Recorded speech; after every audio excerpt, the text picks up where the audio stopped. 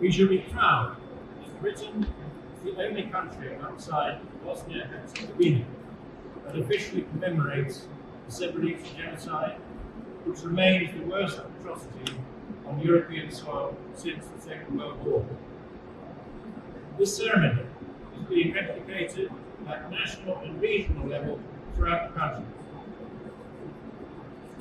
The Socialist Federal Republic of Yugoslavia, founded in 1943 during World War II, was a foundation, a federation, made up of 6 republics: Slovenia, Croatia, Bosnia and Herzegovina, Serbia, Montenegro, and Macedonia.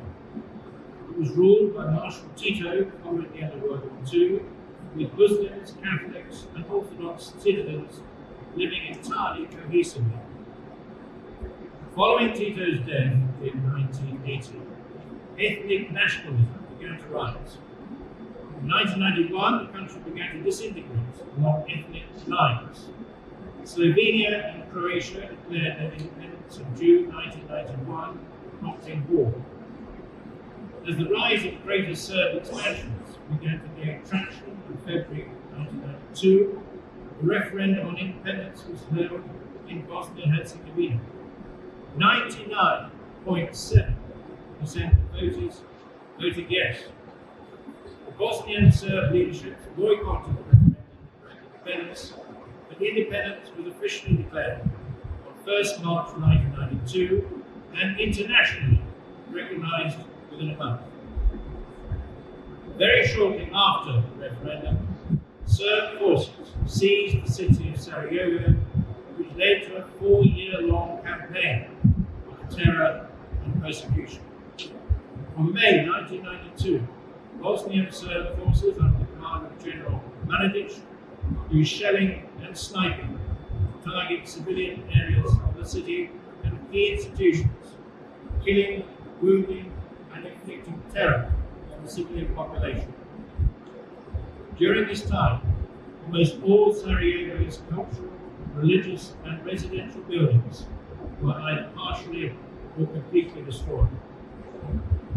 On 8 March 1995, Vladimir Karadzic, the political leader of Bosnian Serbs, ordered the Serb forces to eliminate the Muslim enclaves of Srebrenica and Srebrenica, escalating what he called the strategic objectives on 12th May 1992. On 2nd July 1995, Bosnian Serb forces attacked the Srebrenica enclave. The attack continued until 11th July 1995, when Ratko Mladic and the Bosnian Serb forces entered Srebrenica. Subsequently, these Bosnian Serb forces terrorized Bosnian Muslims who were forcibly transferred to areas outside the enclave, and many of whom fled in a huge column through the woods to Tursu, which was a free territory. The vast majority of this group were civilians.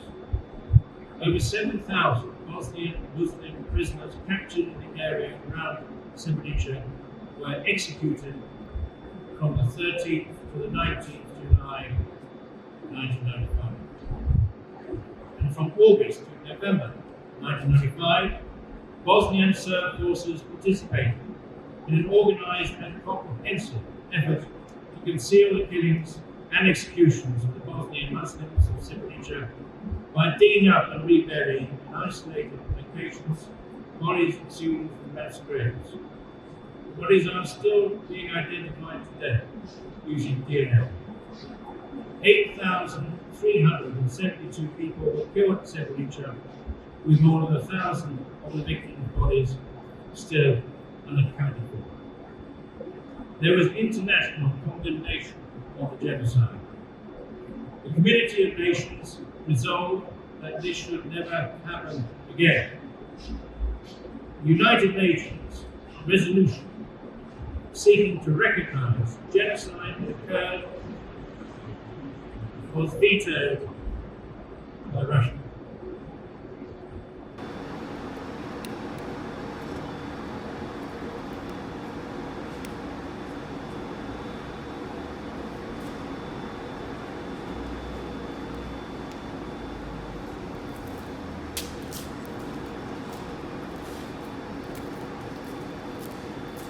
We pledge that we hear stereotyping and scapegoating. We will find and share alternative positive stories. We pledge that when we see discrimination in our schools and workplaces, we will challenge this and promote equal opportunities for all. We pledge that when we hear discrimination language, we will remind the speaker about common humanity.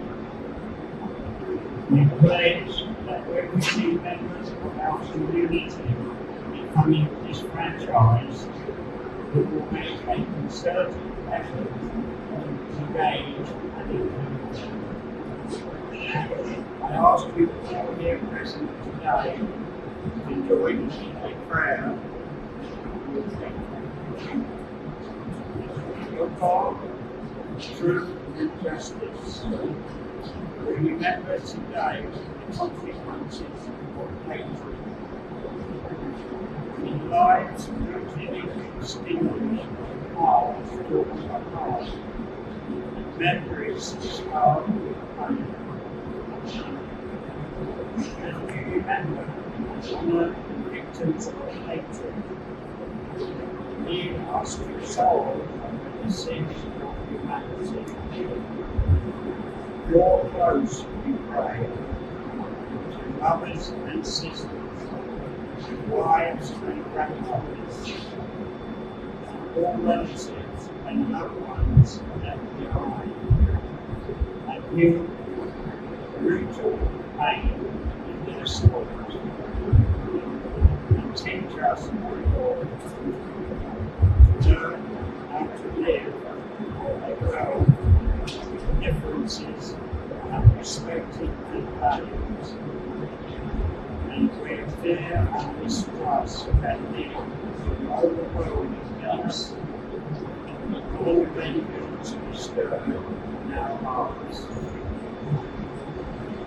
In peace we pray, we will not be, and their lives remain restored. Through your grace.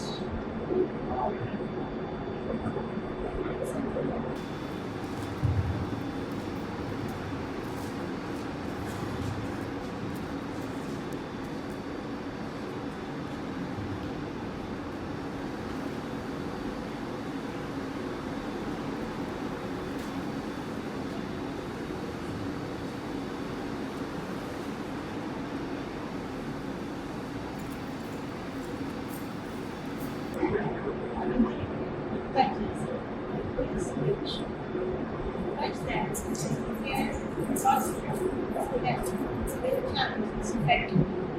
We pledge that we will protect those who speak out against human rights abuses. We pledge that when we see persecution, we will do everything in our power to protect those who are suffering. We pledge that we believe that extermination is taking place. We will call on our government and the international community to take immediate action. We pledge that we will always challenge denial, believing the victims and sharing their stories. We pledge that we will always choose the side of those who are suffering over the side of the oppressor. And now my speech. The theme of the Shepherd's Sermon is combating denial and confronting hate. As we all know, denial is a common defense mechanism that involves not acknowledging reality but denying the consequences of that reality, and refusing to accept truth and pretend everything is fine and ignore misinformation. Any present-day discussions of dangerous ideology must be informed by the Holocaust, which was a man-made event where people made decisions and people acted. Sometimes first act of hatred is denial. In order to confront hatred, we need to figure out what motivates people to participate in hatred. Hate speech is not only denial of essential values of human beings, but also undermines the core principles of respect, dignity, equality, peace, friendship, understanding, we should be embedded in our everyday lives. Thank you.